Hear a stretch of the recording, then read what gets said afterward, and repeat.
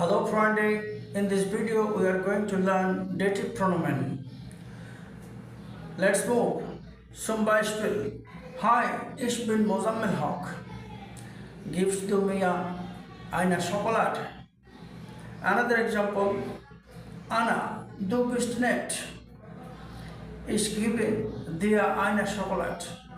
In these two examples, we find mir and dir. These are dative pronomen. Let's move to all other dative pronomen. Nominative and dative.